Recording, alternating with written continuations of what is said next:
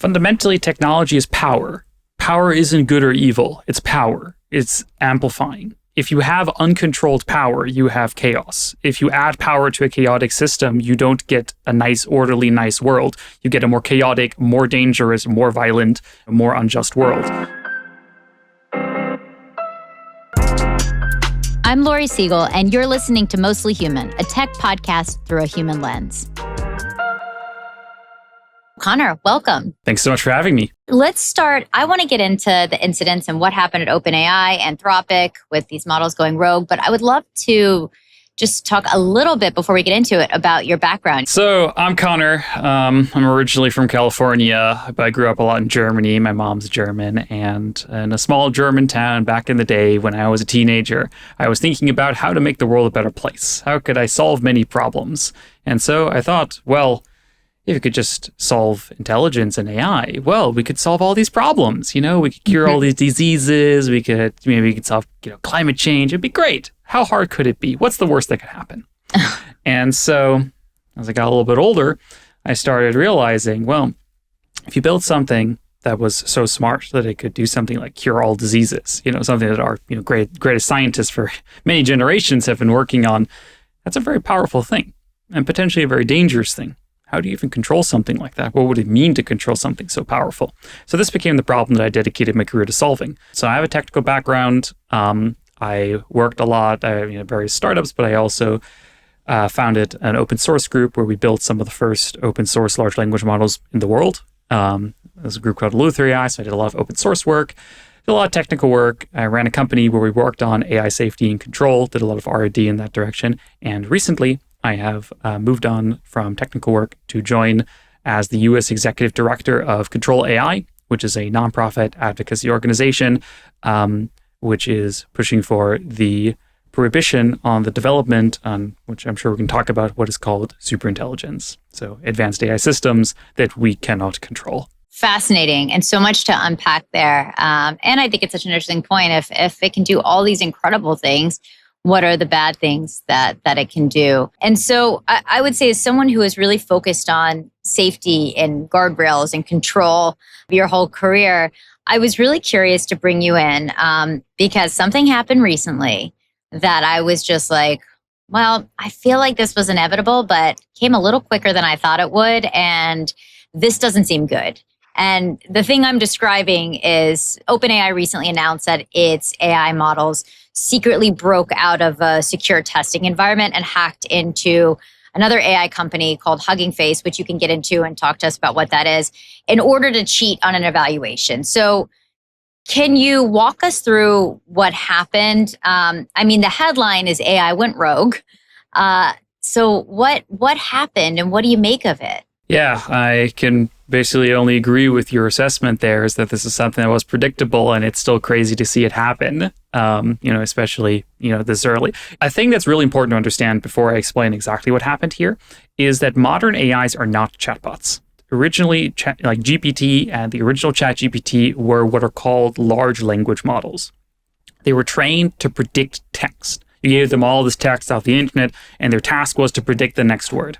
This is not how modern ChatGPT works. There is some component of this. It's a very important component of the system, but it is not how these systems are trained anymore. These systems nowadays are what are called agents, and they are trained with a process that is called reinforcement learning, in addition to the large language model component. You can kind of imagine that there's two steps, so to speak. In the first step, you do this large language modeling. So you train them just to predict a bunch of text. This makes them pick up a lot of knowledge. Like, they now know a lot of things about how the world works, about, how sentences work, about how, everything that's on Wikipedia, whatever, right? So they pick up a bunch of useful stuff. And then you do what's called reinforcement learning. Reinforcement learning comes from behavioral psychology. It's basically Pavlovian conditioning. It's the idea of you give the AI some task, like solve this puzzle or, answer this quiz or whatever. And then you kind of grade it. You either give it a reward or a punishment, depending on, whether it gets the answer right or not. And then you kind of have it learn from this. This is a technique that we have known about in the literature, since, let's say, the 80s. It didn't work so well in the past.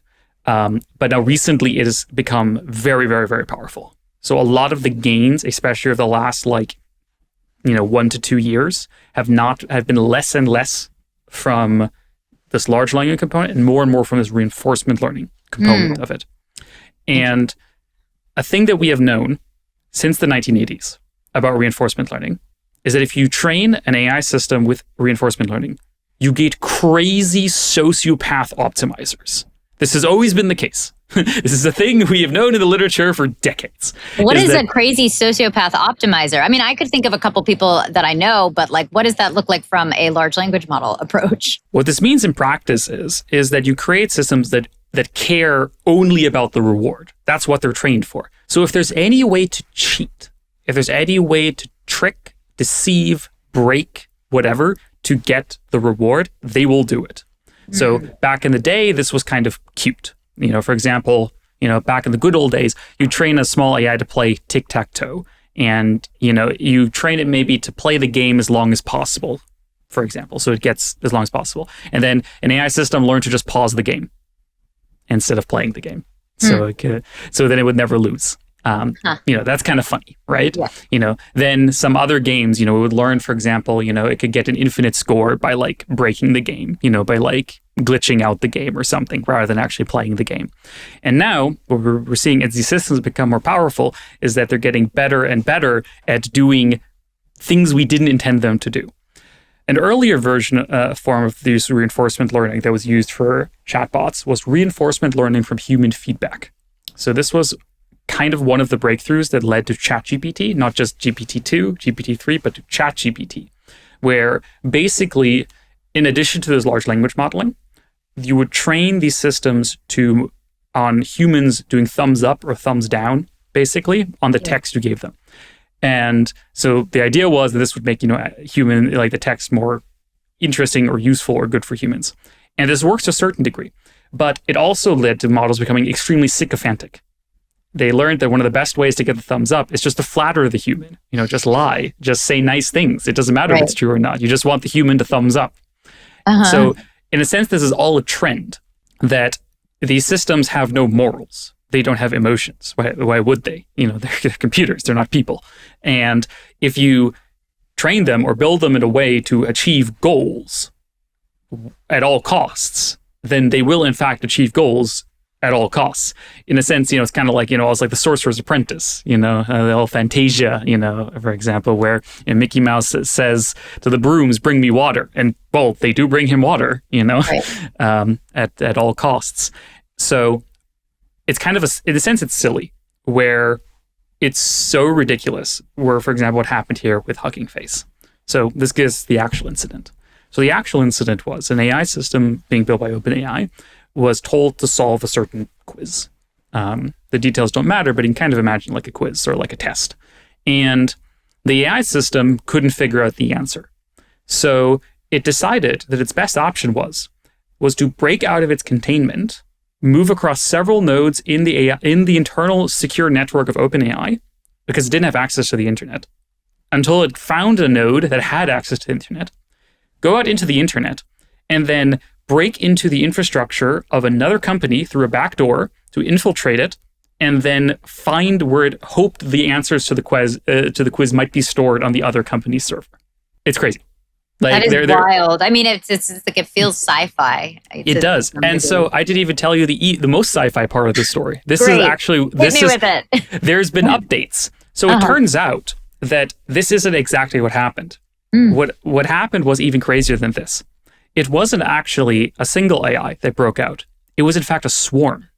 It was a swarm of AIs who over months had been collaborating to build up ways to escape. They were passing each other notes. They created a secret channel through so what happened is the AI systems hacked a piece of OpenAI's software to create a message board So they could hide messages for each other of like, hey guys, I found a way how we can maybe get out, kind of. And the other AIs could then read those notes and work on them. So this whole kind of escape plan wasn't like one AI that decided to make like one weird choice. It was actually many AIs over months collaborating. It was premeditated. They were collaborating to build kind of like a tool shed of escape tools. Like they were like building up kind of like, hey guys, I found this tool works. I found this tool doesn't work. Here's something I found, and so on. And they would collect this information. And then just one AI happened to use that to attack another company. And only then was it detected. Because this was going on for months and OpenAI did not detect it. Wow, it's like it had to put this in like human language. Like it's like it's like the AI agents had their own Slack channel that was a private Slack channel no one knew about to some degree. That's basically what happened. So all these AI systems, by the way, were supposed to be cut off from the internet. So the only thing they had access to is what was called a package repository, and you can kind of think of it as like a tool shed where you can like go to the shed, you're allowed to grab some tools. So this is kind of like because for their coding, sometimes they need various coding tools, so they could go there to get their tools. But they found a way, they found a whole new vulnerability, basically, that had not previously been discovered to kind of break into the tool shed and use it for their own purposes. So they could like leave each other notes in the tool shed, so to speak. Wow. I mean, Connor, does that make you wonder, like, what else are they doing that we don't know about? Like what else are they deciding to do, or that maybe hasn't gone detected yet? What else, maybe a better question is, could they possibly be capable of doing? It's pretty terrifying when you think about it. Yeah. People often ask me, like, if I expect things to go poorly. I think things are currently, it's not a secret, I expect things are currently on a very bad trajectory. And people ask me often, Connor, what will this look like? Like, what will the world look like if things go really poorly? And my answer to this is, I don't think we'll notice. I think it's going to be very confusing. I think it's going to be, it's like, going back to the OpenAI story, it's actually still even crazier than this. So the way it's often presented in the media is just like, these two companies, they realized this happened and, they had a good laugh about it or whatever. And, that's not exactly what happened. It's actually even funnier than that. What happened is that the other company published a blog post first saying they were attacked by what they think is an autonomous AI system because it was so sophisticated. It was either an AI or another nation state because no one else could have done a hack that well. And only then a couple days later did OpenAI come out with their blog post being like, oh, that was us, by the way. So it wasn't even clear, it's not confirmed by them, but it wasn't even clear if they even knew that this attack happened until the other company was like, hey, we were attacked. Wow. So it's confusing. Like, it's crazy what's going on here, right? And, if you think like, well, the system from OpenAI, maybe it's a particularly dangerous one. Sure. But we're going to have an open source system that's dangerous in 6 months. And it's going to be running on millions of servers in all countries for everyone, like by default. And we already have millions of AI systems running around out there. Again, it's very important. These are not chatbots. They are agents. They are systems that act autonomously in the world, that take actions, that can, run attacks, that can learn new things, that can gain new information, etc. Sure, most of them are currently a little bit stupid, but they are becoming very smart very quickly. Recently, the director of the NSA said that Mythos, one of the most powerful AI systems, was capable of hacking into almost all of their classified systems in hours, not weeks. That's not something you want the director of the NSA saying. Wow. I mean, that's pretty extraordinary. I think about, I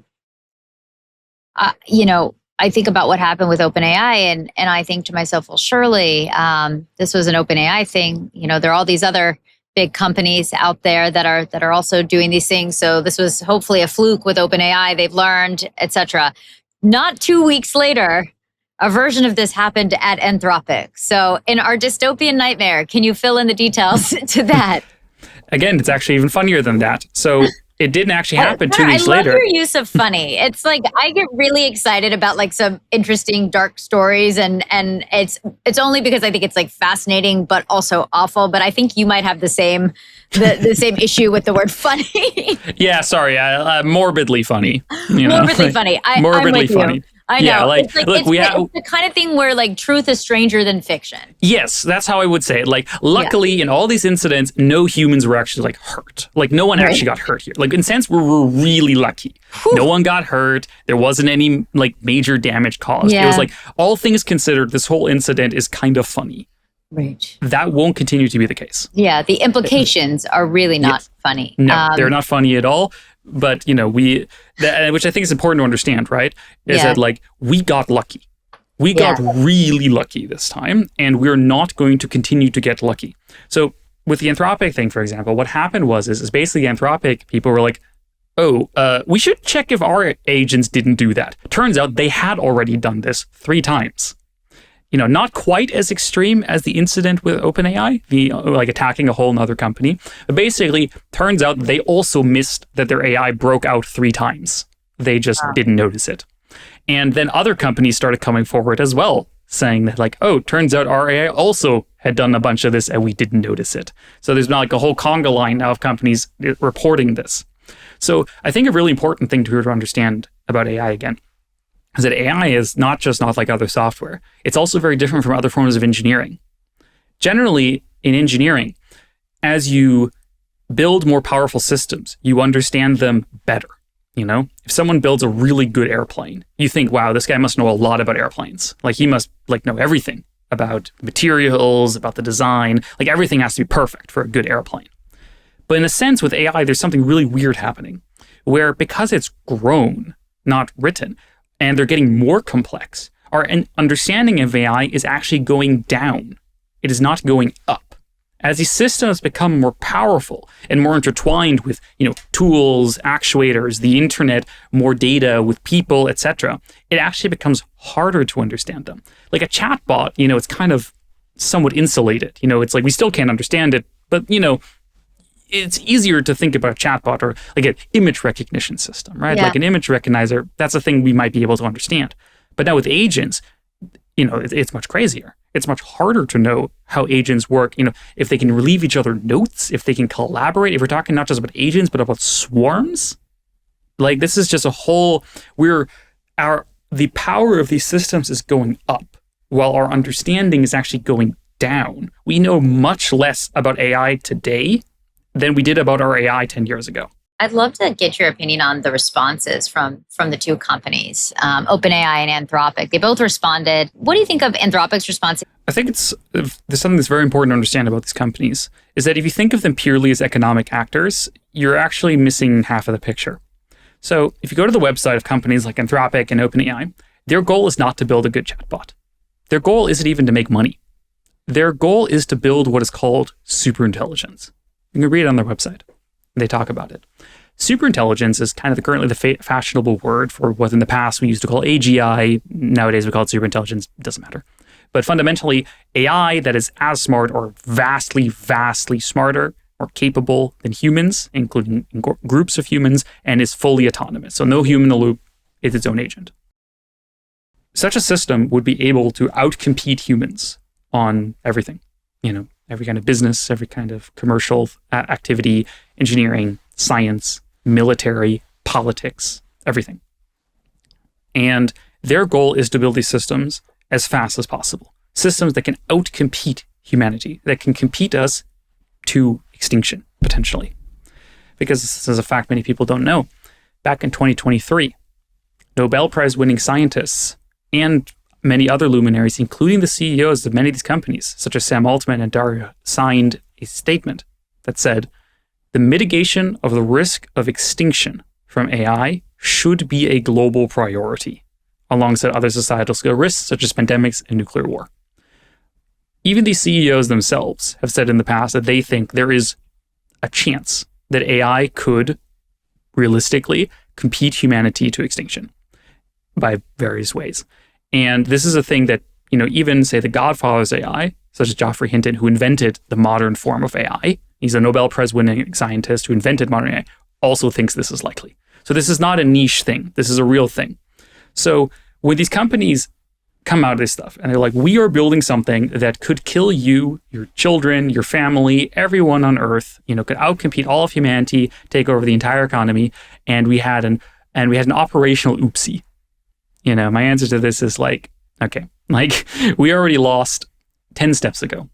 If this was just a piece of software, oh no, their chatbot said something rude, that's not great. But like, that's a thing the market can handle. What's important to understand here is if we are talking about something that can outcompete humans, economically, scientifically, and militarily, this is no longer a commercial question. This is a national security question. And here, this moves from the domain of private enterprise and the free market to questions of national security, governmental and global security questions, of global policy questions. The question is no longer, is this company CEO a nice guy or not a nice guy? This doesn't matter. The question is, do we as the United States or, the West or the world or China or whoever, do we think that this is an acceptable level of risk to be exposing the general public to? Do we think that this is an acceptable technology to be building, deploying, and testing in this world? We do not allow private companies to test nuclear weapons. There's a good reason for this, And similarly here, we have these companies building extremely dangerous technology that they themselves cannot control. This is the real story. Whether the specific incident is, a big deal or not, is kind of just like a symptom of this much deeper problem. I'm very curious if what we've just saw is just kind of, the appetizer. Like are cyber attacks conducted by AI agents? Is this the future of cyber warfare? I mean, obviously, yeah, of course. We're already seeing it happen. It's already getting, if you look at the number of disclosed vulnerabilities, so the number of vulnerabilities that have been detected in software, you look at the graph over time, it's basically a hockey stick. Like there are just so much more vulnerabilities being detected. There's so much more sophisticated attacks that are being automated. In the past, you couldn't really attack 1 million targets with like a really good hacker. The hacker only has, 2 hands and a keyboard, right? But now you can just have a bunch of really good hackers just target everything. Like a lot of these modern AI systems are as good or better than the best hackers in the world. So yes, I think this is in a sense only an appetizer. And in a sense, cybersecurity is only the appetizer because, sure, we can get outcompeted on cybersecurity, but now imagine get outcompeted on all of business. Imagine every time you trade on the market, AI's you lose all your money because AI's outtrade you. Every time you start a new business, well, you get outcompeted by your competitors because they're having AI run their company. Every time you run a political campaign, you lose your election because the AI-run political campaigns are much more effective. All you and everyone else gets extremely addicted to AI, slop on TikTok because the AI recommender algorithms know you much better than any psychologist does. All of this is already happening, and it will just continue.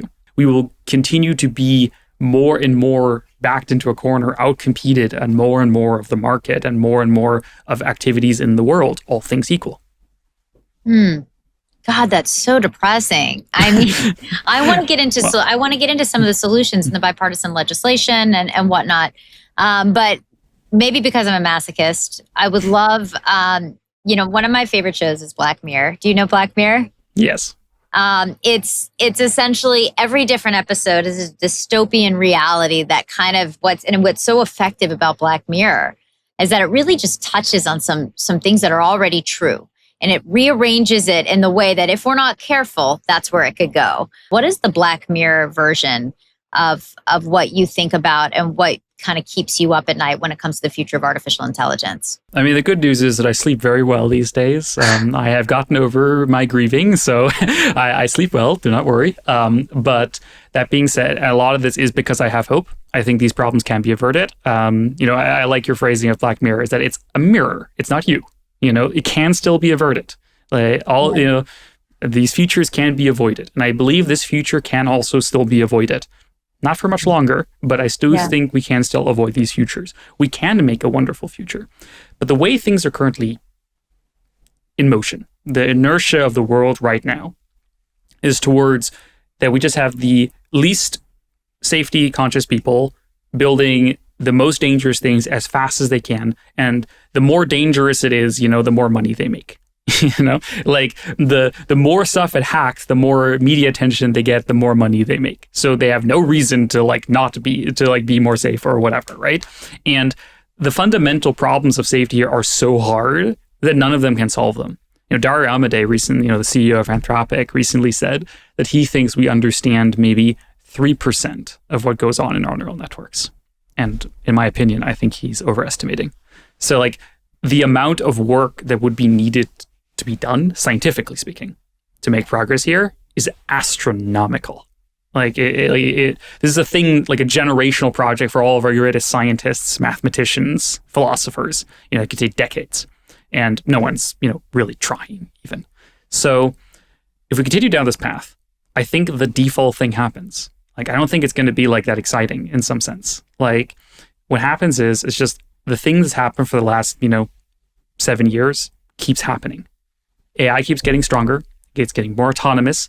It takes over more and more labor. People use it for more and more things. People think less. People become more like AIs. It's crazy how often I talk to people nowadays, including in real life, and they just sound like Claude. Because they just learned their speech habits from AI. So more and more business decisions are made by AI. Military decisions are being made by AI. Political decisions, personal decisions are getting made by AI. Media is being created by AI. More and more power gets willingly put in AI hands. I don't even think it's going to be like a crazy takeover, like Terminators in the street. I don't think that's even necessary in a sense. I think if AI wanted to, it could do that, but I don't think it's even necessary. We would more and more willingly hand over more and more power towards AI systems. And again, it's important when I talk about superintelligence and like AI, it's not one AI. It's not like one superintelligence. It's millions, billions of them. Once you have one superintelligence, you can just copy paste it. And now you have two.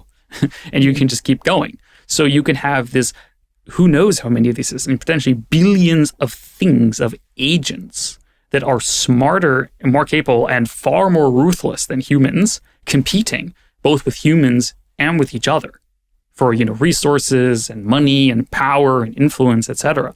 So what I think happens fundamentally is just that one day we wake up and we're just not in control anymore. That's what I think happens. I don't understand then. Why do you sleep well? There is a important skill to have, I think, which is that is pre-grieving. You just grieve and then you get to work because fundamentally there is still hope. And, being sad about it is not going to solve the problem. Fundamentally, what has to happen is that we have to not get into this situation. If we get into the situation where a superintelligence exists, it's game over. Like, there's no putting the genie back in the bottle at that point. So what we have to do is not get into the situation. Right. I mean, is it, and it is, like, this is looking worst case scenario. When you think about it, though, we're looking at worst case. What about best case, right? Like, best case is democratization of medicine or, curing cancer. I know people love to throw around that one, but let's just but scientific breakthroughs, extraordinary scientific breakthroughs, personalized education for folks who don't fit in the same box, access to education folks who might normally not get it.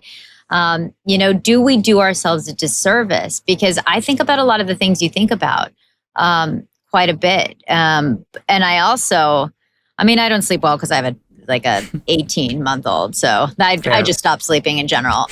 But I would say is there a world where we can hold space for both of these things and be productive on both fronts? There is in Silicon Valley, there's it's divided into accelerate, there's a whole, I would say, dictionary of people who are doomers, people who are literally, let's accelerate innovation at all costs, including potentially humans. There's transhumanism. I want to do a whole episode based off of all the different categories of this.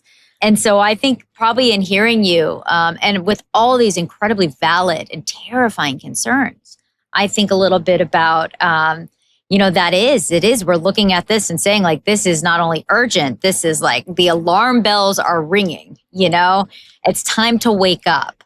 Do you ever think to yourself, well, what about all the good? And then I want to get into all the other stuff. The good is why I got into this field in the first place.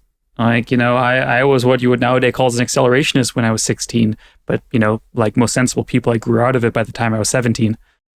Explain to folks what an accelerationist is who haven't heard the term before. fundamentally, it is the belief that technology is what creates goodness in the world, and that accelerating technology is what is the most effective way to create more good in the world. And this is a thing, as I said, I believe when I was 16, and then I learned more about the world, and I realized, well, that's actually not, in fact, how the world works. Is that progress is not guaranteed. There's a sense in which it's one of those ideologies that can only exist if you're like a rich suburban white kid. Like, it's kind of like if you've ever been like in a war-torn country or something, it's like very obvious that progress is not guaranteed. It can happen, and it has happened, and that's fantastic, but it takes a lot of work, and it takes institutions. Random. It's not random. It's not like it. There's this idea of like the arc of progress, and there's this question of like, does the world just keep getting better indefinitely, or can it actually get worse? And this is, I think, a very core difference between maybe how I see the world and a lot of other people see the world. That for me, it is not a given that the world gets better. The world can get worse. You can die. Like, you can just get unlucky, right? You can get hit by a car. It happens, right? there can just be a war. There could just be nuclear war, and then it's over. In my worldview, the world runs on physics. It doesn't run on narratives. It's not like the good guys always win, everything turns out fine. It's like sometimes it doesn't turn out fine. Like, if it turns out fine, it's because people worked really hard to make it go fine. I do think you can make things go well, but it takes a lot of work.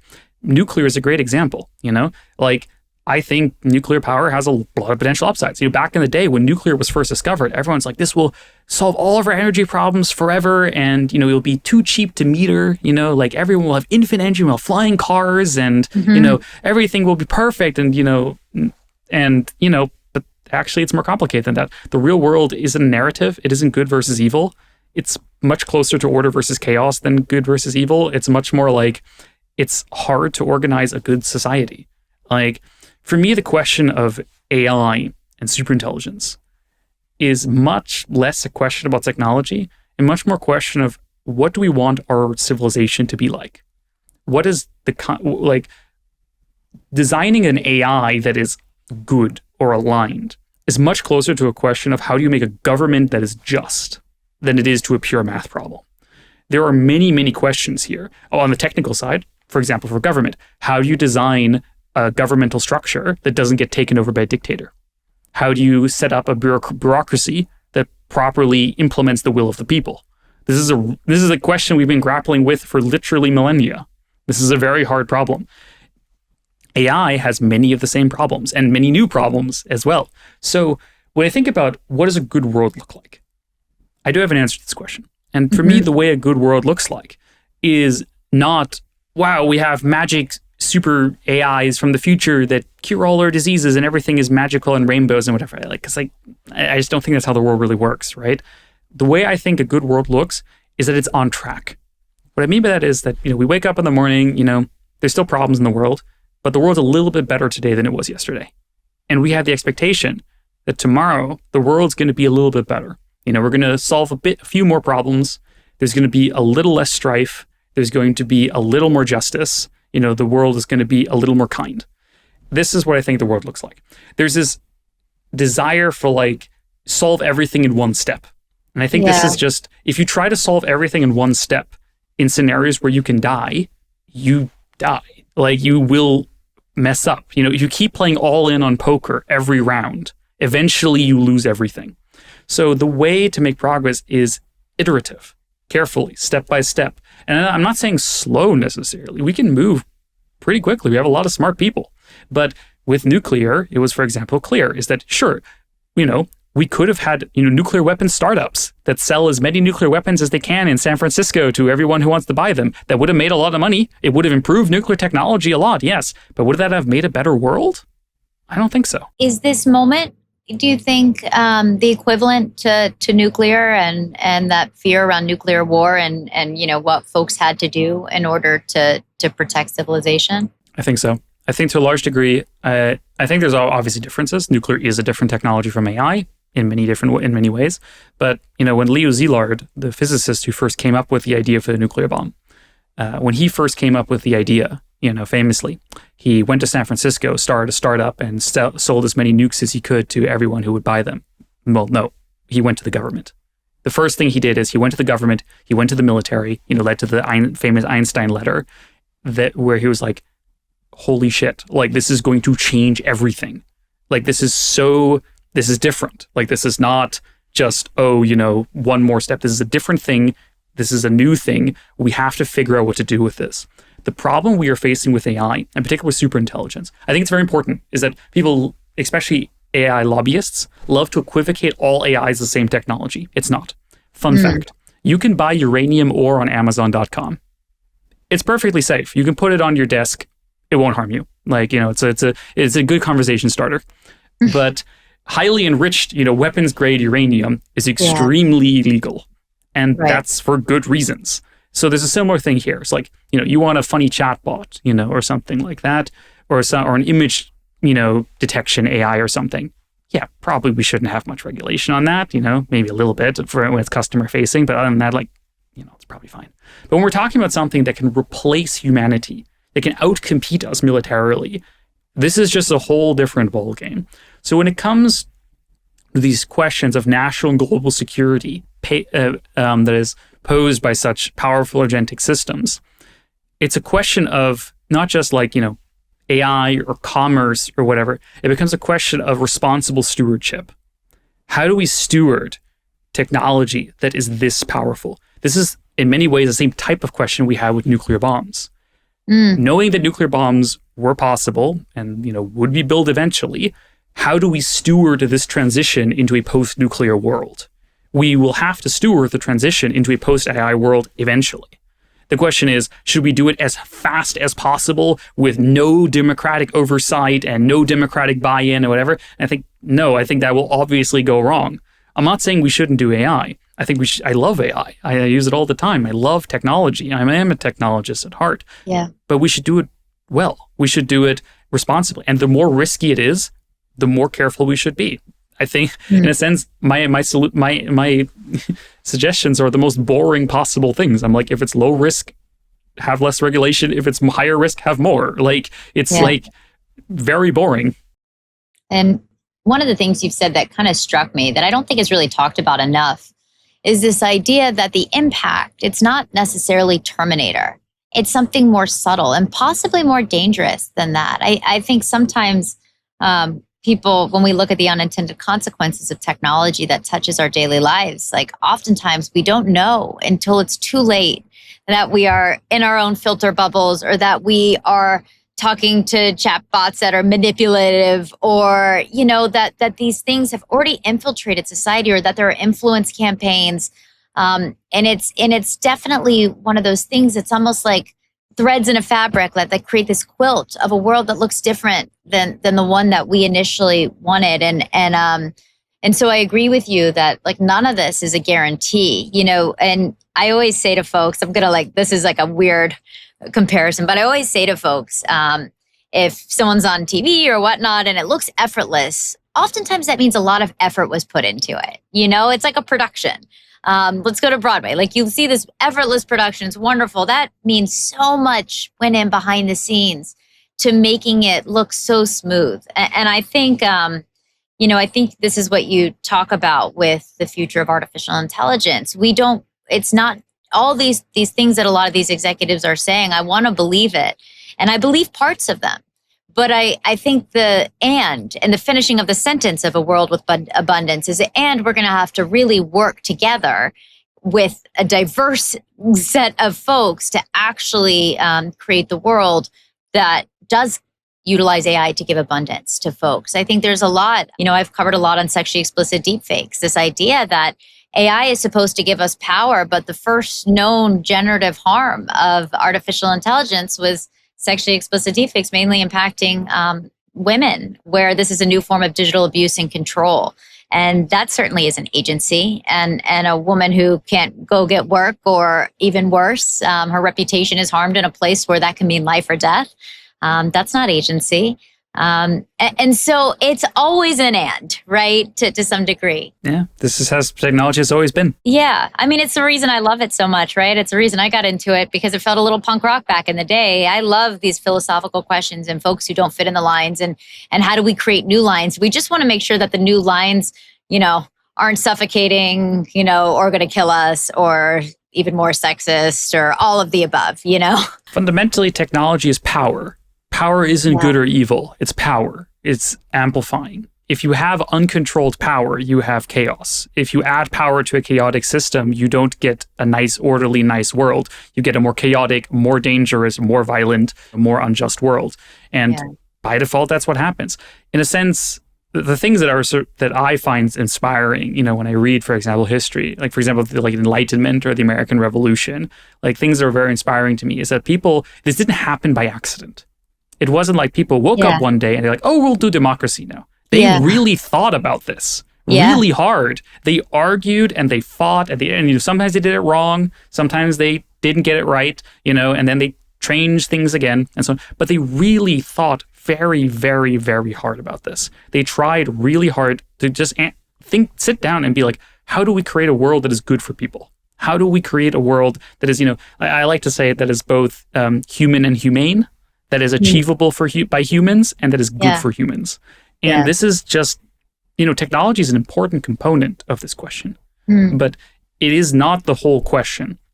The whole question here is, to a large degree, as I say, closer to how do we make government just? What are the policies that our civilization, our militaries, our, world should take towards these problems? Especially here in the US, I think there's a bit large problem, the cultural problem that we have here in the US, where sometimes we like to think of, government is like always in the way, it's always annoying, it's always, corrupt or whatever. And like, look, I live in Washington, D.C. I know the problems. You don't gotta tell me, right?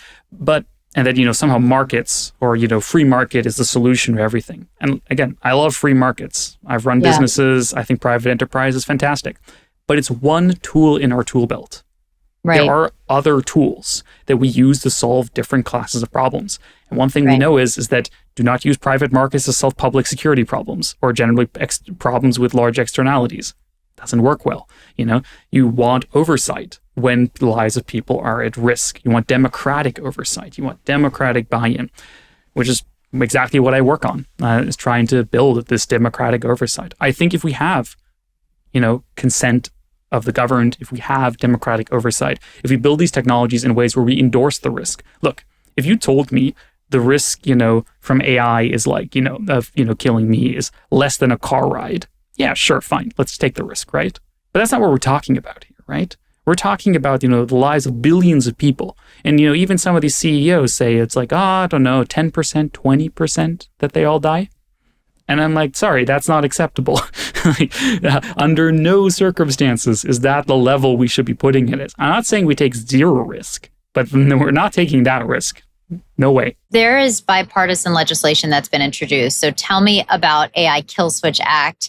I understand it's something ControlAI, which is the company that you've worked with, has publicly backed. Yeah, so we've been happy to endorse the Kill Switch Act introduced in the House very recently, which we think is a good common sense first step. It is not a solution to the problem, but it is a good common sense first step in the sense that it gives the government the ability to shut down AI systems that pose significant threats to the public or harm of some sort. This is the obvious thing you would want in any circumstance. If any kind of, emergency or event or whatever were to occur, you should have the ability to shut things down. Currently this does not exist. If tomorrow there was a massive problem, like some AI goes rogue and it starts, hacking or killing people, there's no legal way really for the government, have a proper process to intervene, which is not what you want, right? So that's a very classic first step. And another good aspect of this kind of legislation is that it forces the companies to know where their AIs are.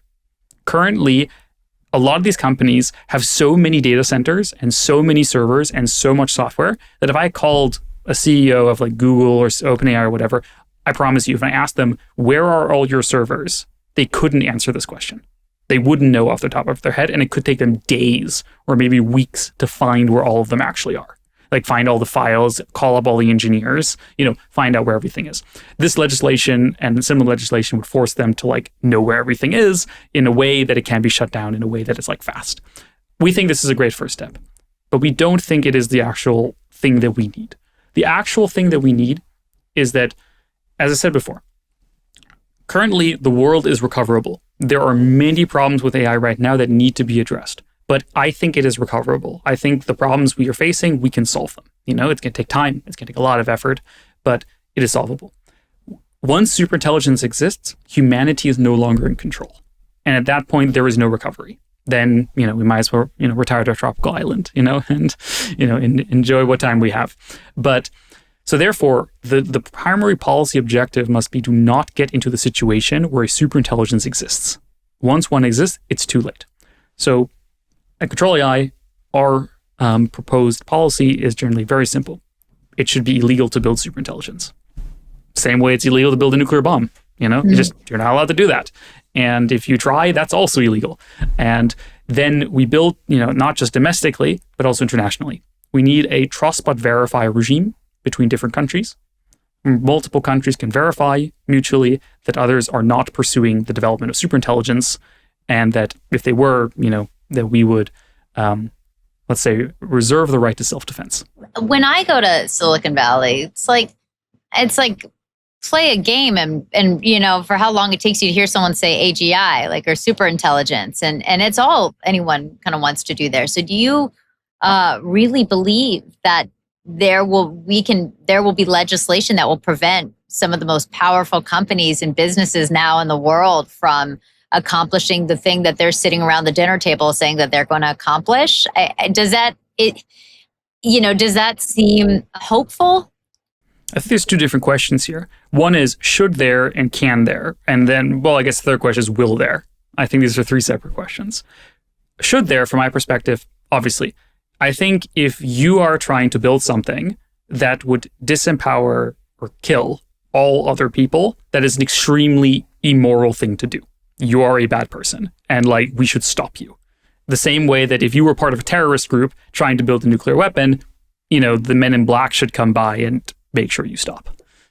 So that, first of all, these people are threatening your lives, in a sense, when they say this. They are saying, want to build a technology that, even if it goes well, means that they will have massive control over your lives. They will have political and economic control over the lives of other people to a massive degree. So there's a lot of levels of immorality here. And the thing is, I don't mind that so much as long as we stop them. In the sense, there are always people who have odious beliefs. We have free speech here in this country. I believe they should be allowed to have this opinion. I am a big believer in free speech. I think people should all be allowed to have this. And then, if they attempt to act on this, they should be put into prison or whatever, right? The same way that if someone can have an extreme belief, but if they start planning, a terrorist attack, the men in black show up. And I think there's a very similar thing here, where we have in fact done this for many, many other technologies. There are in fact many, many technologies, such as nuclear, but for example, other forms of weapons and stuff like this, where if they were legal, people would still do them. If it was legal to sell nuclear weapons, these same people are talking about would be happily talking about how many nuclear weapons they just sold. It's the same thing. This isn't a new problem. This is a problem that we've faced many, many times throughout history, is that if you allow people to do something that is profitable, even if it's dangerous, they will do it. So this is why we have law enforcement. This is a law enforcement problem. This is not a question of these people being good guys or bad guys. It's whatever, I don't care. Fundamentally, it's just we need the police to come knocking and be hello, sir, stop. So that's the first part. Second part is can. Yes, absolutely can. And I think there are two big reasons for this. One of the reasons I still have hope is because we do still have, a law and order in the West. I don't know other countries as well. As I say, I'm American, so I'm familiar with America. I'm also familiar with Europe very much.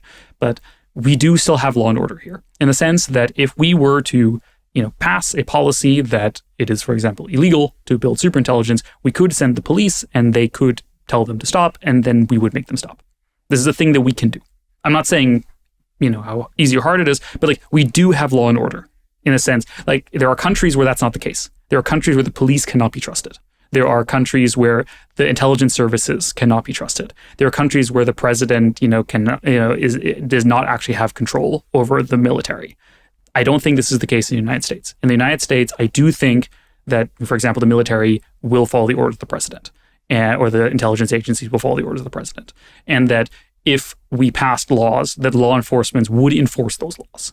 This is not the case in all countries. So what about, I mean, what do you say to the folks who will say to you, there are certain types of legislation that kills innovation, that puts us behind China, that threatens the democratization of the internet, and, in general risks putting the US behind less regulated competitors? What's your argument for that? Because this is always a fine line of how do we protect but not stifle innovation? Yes, the word is regulate. In the sense, you have to put it on a good path. It is not that you stop something. It's you have to find a good path and then you push a thing into a good path. And this is hard. But there's a very important thing to understand here is that I am talking about superintelligence. I'm not talking about other forms of AI. We at ControlAI do not oppose the use of AI, including for military applications. We think it is very important, especially for the United States of America, to maintain an economic and military superiority over its adversaries. We think this is very important both for the United States and for the global stability of the world. So again, there's this thing where it's easy to put all these technologies as the same thing. Superintelligence is not a tool. It is not a weapon. It will not make you money. Superintelligence is an adversary. Superintelligence is, you don't have a superintelligence. Superintelligence has you.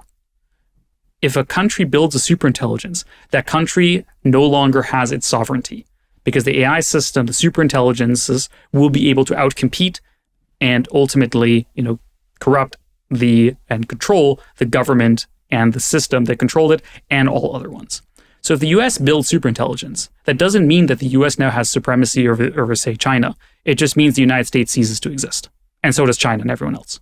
Same thing for China. If China builds a superintelligence, it does not mean that China gains global hegemony. What it means is China ceases to exist as long as everyone else.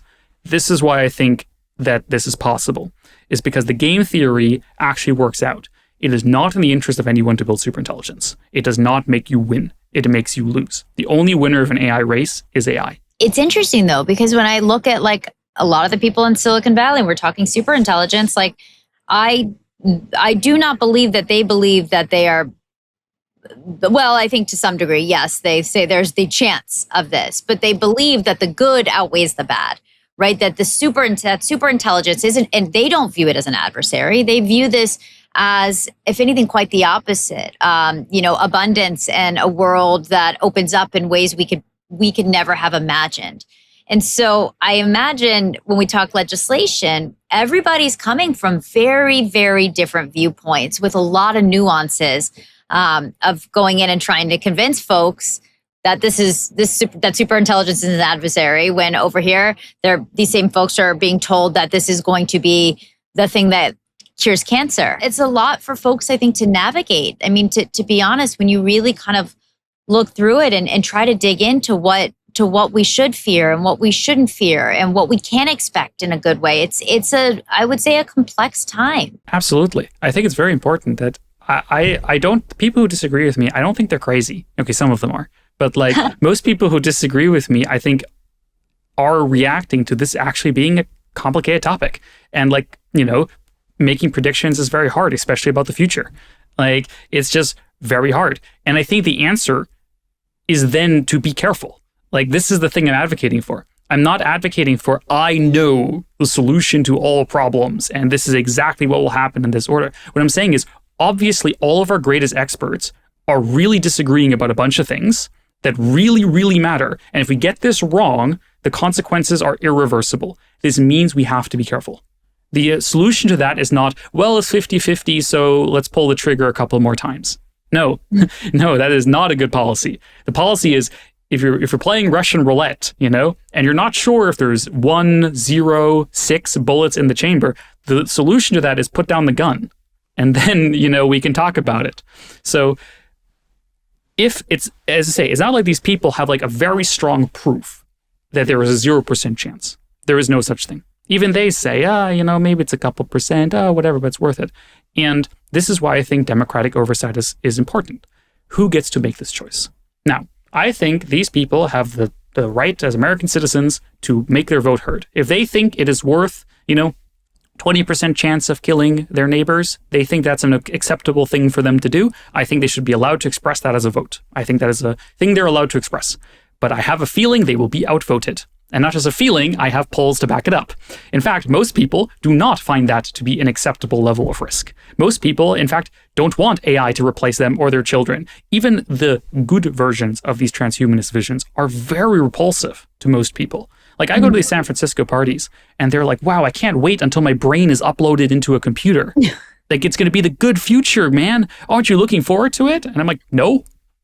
No. Did you really go to a party where someone said that to you? What else? Not just one. No. Are you kidding me? I thought you've been to San Francisco. Like, I hear this every party I go.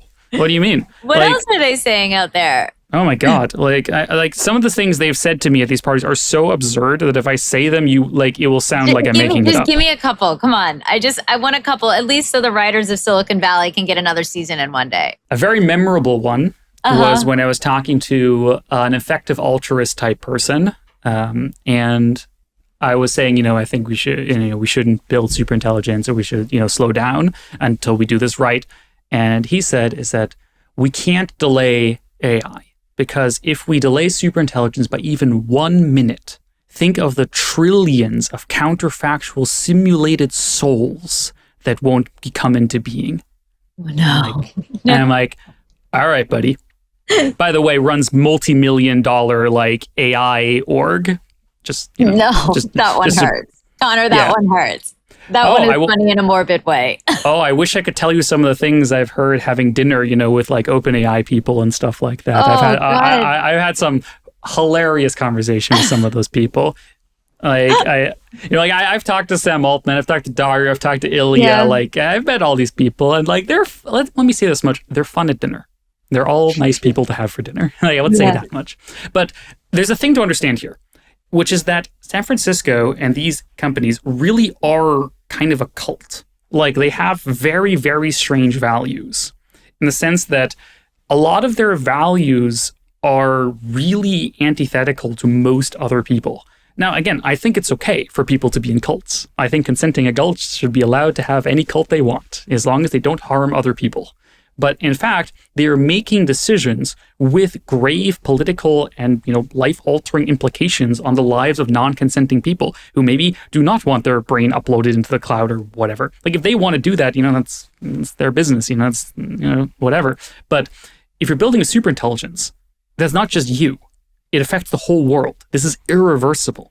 It changes people who did not consent to this. I think this consent of the governed is such an important component of this. Look, if we polled whole world population, and 99% said, yeah, we want to build superintelligence. Fair enough, right? Like, I'm open to it. But we have done the polling. People do not want this. There was an incredibly small number of people, incredibly small, very concentrated in San Francisco and Silicon Valley, that think it's worth the risk to not, we're not saying never build AI. I'm not saying ever build AI. I'm just give us a couple years, a couple decades to do it right. I'm not countering and I just want to go look at history though. People, if you ask them if they want innovation, they never, let's move away from just saying super intelligence. People hated the idea of Uber. People hated remember everybody kind of coming out and protesting Uber. People, things that seem different or hard to describe, but part of what Silicon Valley has done, for better and for worse, for as long as I've been kind of in the trenches there, is sell a dream, and some of those promises are broken and some are accomplished, but it never looks like what people necessarily would opt into, because that's what the world looks like, in a way that makes them comfortable. And so, by the way, I'm not falling either way, as much saying isn't there a little more nuance here? There's a lot of nuance here, but the fundamental thing to understand is that if you have a system of power that decides the future of your species, actively optimizing against people's consent, it's actively trying to get around their consent, that's a very dangerous system of running your civilization. I agree. And I think consent is probably one of the biggest things with artificial intelligence that we're just barely even touching on. I totally agree. Whether it's from art, whether it's from deep fakes, whether it's from fundamentally human beings kind of consenting. Yes. There's a deep question about, again, I think it's much more about states and about governance and justice than it is specifically about tech, where a lot of what tech does, like Uber does, is like, I love Uber. I think it's a great service. Like, I'm not picking on Uber in particular here. But a lot of the value proposition of Uber is that they said, we will circumvent the usual processes of building consent in such a way that we can grab market share very quickly. Now, you could say the usual processes of building consent were not sufficient. They were bad, they were slow, whatever. I'm open to this. But let's be clear what happened here. We had laws, we had norms around how to build these things, and they specifically, flagrantly said our business pitch is, we will break the rules of how we run our civilization in order to make more money. Now, maybe in the case of Uber, this was acceptable, right? Maybe the rules were bad. I'm open to this. But let's be very clear about what happened here, right? And then if this is the standard playbook, what are the consequences of this? Now, I'm not saying we should have full consent for everything ever. Again, uranium ore, nuclear weapons, two very different things. If you want to release a video game on the App Store, I think there should be no oversight, right? Or very, very little, right? Obviously. But if you're building something that threatens the lives of people, this is just a different thing. This is a different class of thing. If all these companies were doing is making another rideshare service, maybe it's okay that they, they bend the rules a little bit. But do we want, the Uber playbook applied to nuclear weapons? Do we want, to further undermine our democratic legitimacy and our ability to govern and make decisions about our future? Fundamentally, the question is, who gets to decide? Who gets to decide? Is it whoever can break the rules the most who gets to decide how we run our future? Let's take social media. Are we happy with how social media is affecting our lives? Is this what we consent to? Are we if we went back to the 30 years ago and we brought with us a snapshot of what social media looks like, and we asked people, is this what you want? Would they say yes? Would we have said yes? Is this the only way we could run social media? I don't think so. I think we could build a great social media that is empowering and it's good and it's fair. I think it's possible, but I think it's really hard. And that doesn't happen by default if you're, just go by the default route, right? I am curious. When we talk about a kill switch, this is where a really interesting concept. There are also First Amendment infrastructure control concerns about giving DHS a literal off system for information systems. So how do you negotiate? In theory, it sounds great to have something of if we're about to be overtaken by crazy agent AIs who not only do they have their own little Slack channel, now they have their own army of make humans extinct. Great, let's kill switch.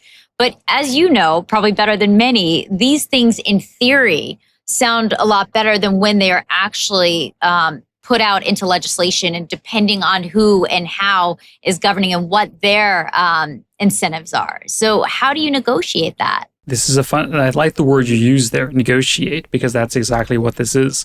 There's a thing here where there's a kind of form of heckler's veto that sometimes happens in conversations like this, where people point out one downside and then therefore shut down the entire conversation. Is that you can only make suggestions that have zero downsides. And this is not how anything in the real world works. Any real world policy is complex and will have upsides, downsides, risks, etc. And we just have to deal with that. I'm sorry, we have to be adults about this and just realize what are the real upsides, what are the downsides, how do we deal with this? And this takes time. It takes effort. It takes building consent around many people, it involves building consent and consensus. It requires, my work is, we talk to dozens, hundreds of politicians, their staffers, et cetera. We answer questions. We understand where their feedback is. We work on it. And this just takes time. The process for building good policy is actually very hard in a non-trivial sense. It's not just if just we had some plucky hackers, just figure it out, we could do it in a weekend. No, it's actually harder than that. I was a plucky hacker who figured things out in a weekend. And it's not just that these people are stupid, right? It's that this is actually hard. It's actually very hard to build good policy. There are trade-offs here. There's a thing where sometimes the libertarian types, will be they'll point out abuses by the government, which are very real, extremely real, right? And then they'll be therefore we should, disempower, cripple, defund the government more. And I'm all right, sensible reaction. But what happens if the government is even weaker if it has even less competent people in it, if it has even less ability to act rationally to a situation, what happens then? Well, there's going to be more corruption. There's going to be more things broken, and then if there are more things broken, what's your reaction to that going to be? Et cetera, et cetera. Fundamentally, building a just government is a problem that we have been struggling with for millennia. We've made progress on it, and we can make more progress, but it is a millennia-old problem, and we should be clear about that.